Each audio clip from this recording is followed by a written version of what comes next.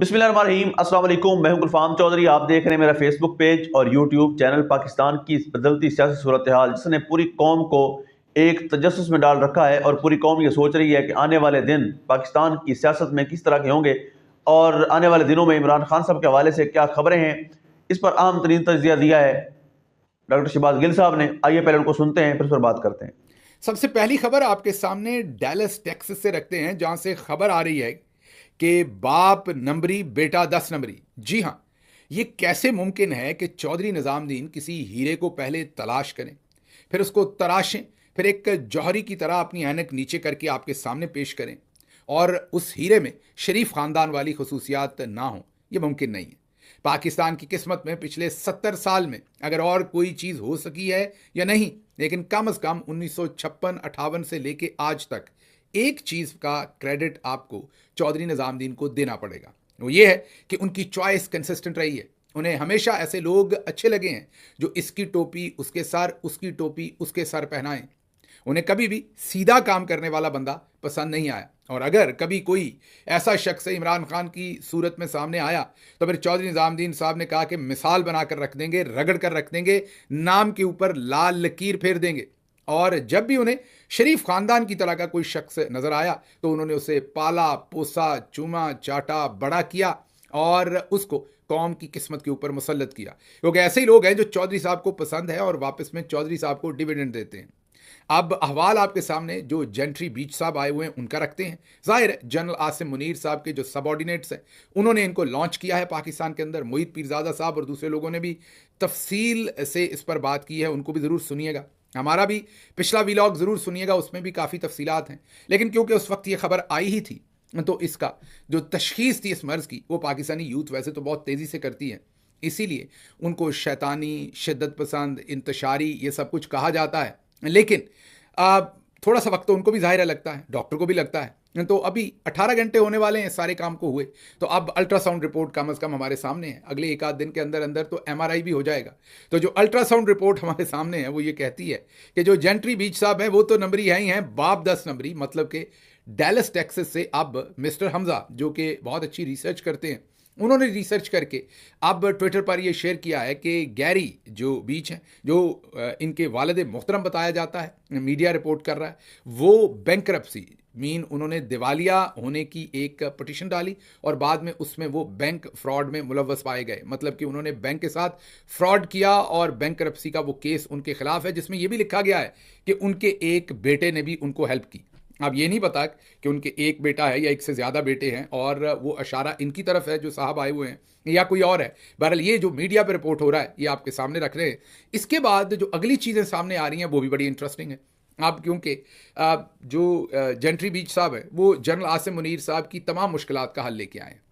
एक कारोबारी आदमी जो होता है वो अमूमी तौर पर सिर्फ आकर कहता है कि मैं इन्वेस्टमेंट करूंगा, लेकिन आप यहां पर देखिए कि वो इनकी तमाम ज़रूरतें पूरी कर रहे हैं। अरबों डॉलर की इन्वेस्टमेंट के वादे भी कर रहे हैं, उसके साथ वो टाउट साफियों के साथ बैठ के इंटरव्यूज़ भी दे रहे हैं, वो रिचर्ड ग्रैनल को भी डिस्क्रेडिट कर रहे हैं, वो प्रेसिडेंट ट्रंप के भी बहुत बड़े साथी और उनके बड़े दस्ते रास्त होने का दावा कर रहे हैं।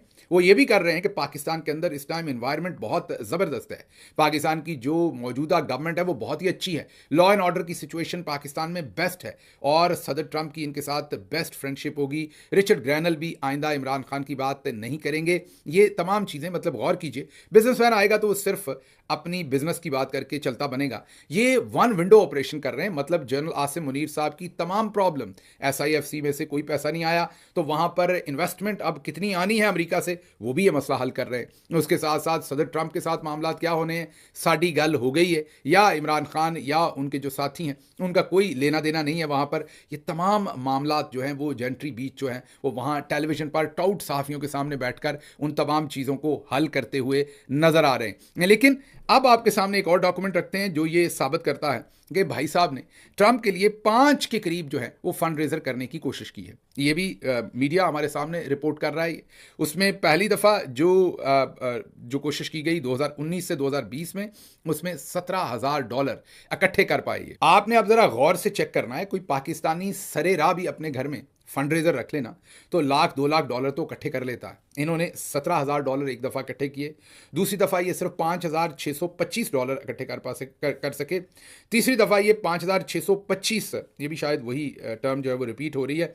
चौथी दफ़ा इन्होंने $2,800 इकट्ठे किए, $2,800, और पांचवी दफ़ा जो है इन्होंने $0 इकट्ठे किए। मतलब कहने का ये है कि सबसे बड़ी अमाउंट जो फंड रेजिंग की इतने बड़े कारोबारी आदमी जो इकट्ठे कर पाए वो $17,000 हैं। तो इससे इनका जो वॉल्यूम है उसकी समझ आती है। लेकिन जो सबसे यहाँ इंपॉर्टेंट बात है आपके समझने के लिए वो ये है कि हमारे जो इस वक्त जनरल साहबान हैं, और स्पेशली आसिम मुनीर साहब, army chief general Asim Munir, आप उनकी परेशानी का आलम देख लीजिए कि वो किस कदर परेशान है कि उन्हें इस तरह के बिजनेसमैनों को उतार कर एक बयानिया बनाने की कोशिश की जा रही है। मोहित पीरजादा साहब से ये पता चला कि ये जो लॉबियस्ट हायर किए गए हैं, जिन्हें शायद $1,25,000 महाना दिए जा रहे हैं पाकिस्तान के किसी इदारे की तरफ से, उनकी वसातत से ये बिजनेस डेलीगेशन जो है ये सब कुछ बना के पाकिस्तान में पेश किया गया।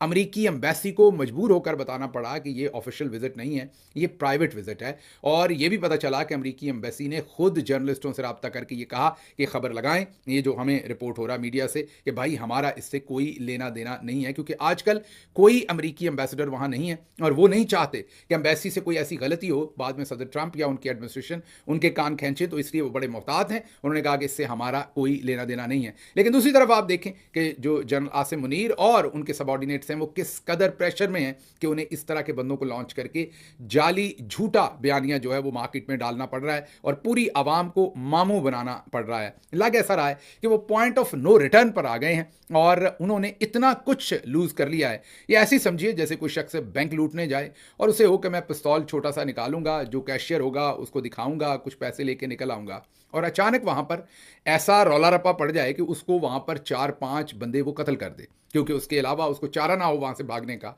तो उसको पैसे भी ना मिले या पैसे मिल जाएं लेकिन वो 5-6 बंदे कत्ल कर दे। अब जब वो बैंक से भागेगा तो उसके पीछे पुलिस लग जाएगी, उसने अब कत्ल भी किए हैं, अब वो पॉइंट ऑफ नो रिटर्न पे चला गया। अब उसके सामने जो भी आएगा वो अपने आप को बचाने के लिए अपने डर में उसको मारता जाएगा और उसके पास ये ऑप्शन तो होगा नहीं। एक ही ऑप्शन होगा कि वो पुलिस के हवाले अपने आप को करे, अगर उस मुल्क में सजाए मौत है तो उसके लिए जाए, अगर उम्र कैद है तो उसके लिए जाए, और या भागता रहे, जो भी सामने आए उसको मारता रहे।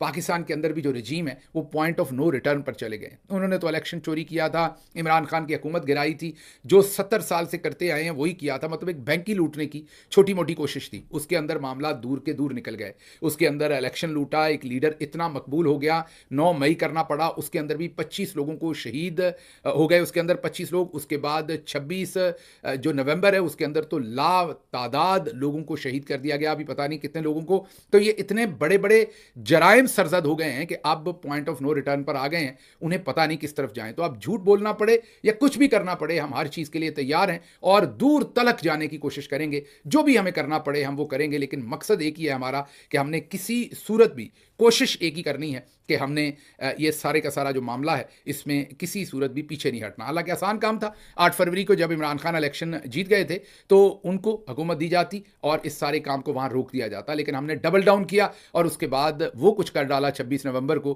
कि अब हमें इस तरह से बिजनेसमैन लॉन्च करने पड़ रहे हैं बयानिए को। जी बिल्कुल, जिस तरह से आपने सुना डॉक्टर शहबाज गिल साहब ने इस पर डिटेल से बताया कि इस वक्त पाकिस्तान तहरीक इंसाफ के हवाले से क्या अपडेट्स हैं, इमरान खान साहब के केसेस के हवाले से क्या अपडेट्स हैं और पाकिस्तान की सियासी सूरत हाल में सियासी जमातों का क्या किरदार है, कौन कहाँ पर खड़ा है। और ये सुनने के बाद यकीनी तौर पर जो पाकिस्तान का सियासी सिनेरियो है वो वाज़ेह हो जाता है और लगता ये है कि आने वाले दिन पाकिस्तान की सियासत में बड़े अहम तरीन साबित होने जा रहे हैं और आने वाले दिनों में बहुत बड़ी तब्दीलियाँ मुतवक्के हैं। अल्लाह पाक वतन अजीज़ का हामी और नासिर हो।